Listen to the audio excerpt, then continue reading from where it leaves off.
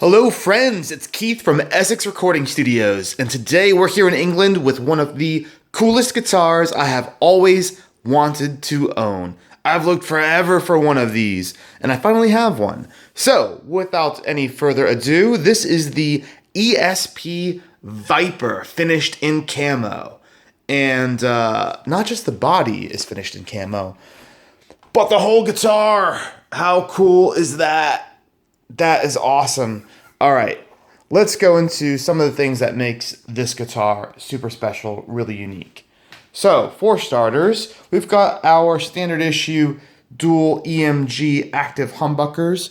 Looks like one is a gold face and one is a silver face, so I think that makes it an 81-85 combo. Could be wrong there. I'll have to double check.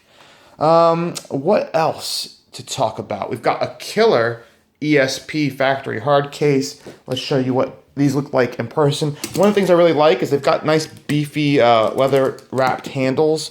Good handles on the ESP cases. Open that up. And very plush lining. You've got this fretboard protector. And then in here, we've got, the guitar has strap locks, so there's a strap for it. And then, because I like everyone so much, I'm including the original set of hardware, which, there's the bridge, so it's Gotoh.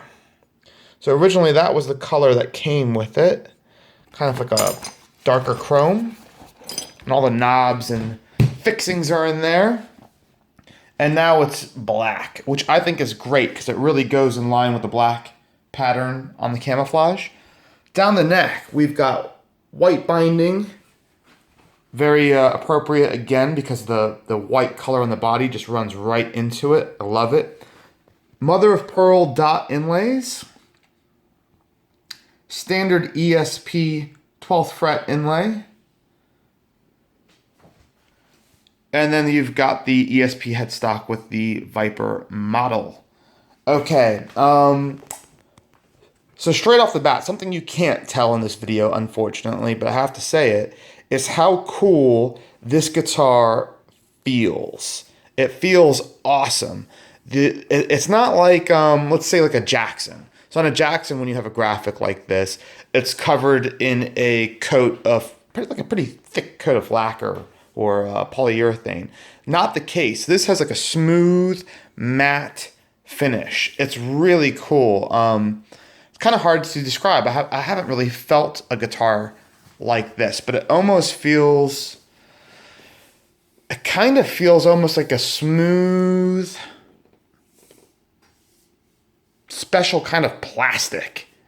It's the best way I can describe it. You know, you don't feel any of the grain on the wood, but yeah, there's like none of the friction that you get with the imperfections in polyurethane or with wood grain. So it's very smooth. It's a bit cold to the touch, and it feels great. You just have to try one for yourself, and you can grip it really easy too. So it's easy to hang on to. It's not going to go anywhere. I just love it. So the back is just as cool as the front, and you can see the camouflage pattern, like an urban camo, extends all the way to the headstock, which I love. I love it when they do that. You've got USA-made Spurzell locking tuners. There's the serial number up there, so you can see it's a 2006 model, the SS06. And it's the standard series. That's why you've got the SS serial number there. Which is interesting, because I've seen these as the custom series, custom shop guitars.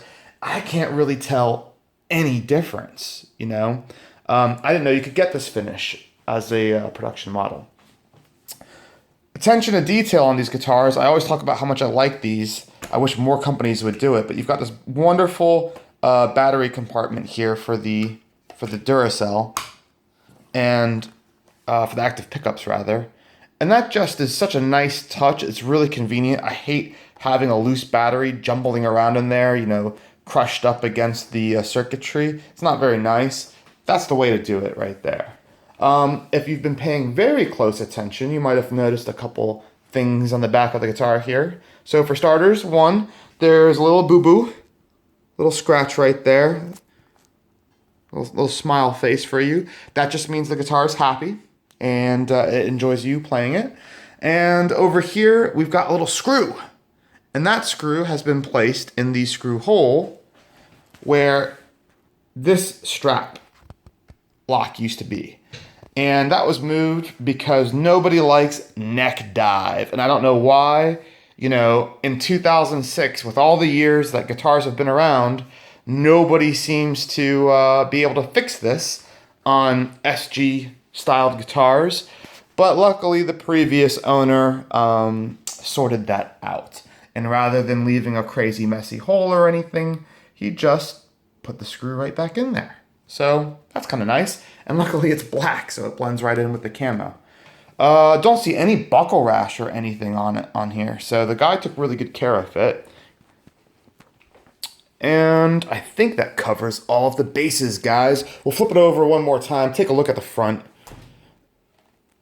And then, as usual, I will ask you to subscribe, click like, add comments. I'm sure some of you have had one of these camo guitars, or at the very least have had one in your sights. Let me know what you think about them. And I think, what was I going to say? I think, was it Max Cavalera?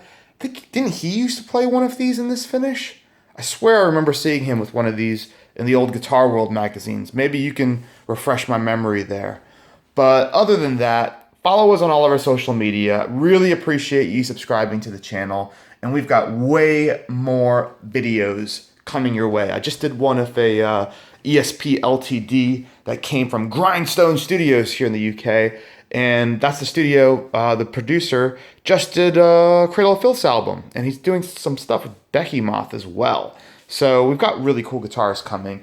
And there's a sneaky little sneak peek over there of a Jackson that's coming your way next.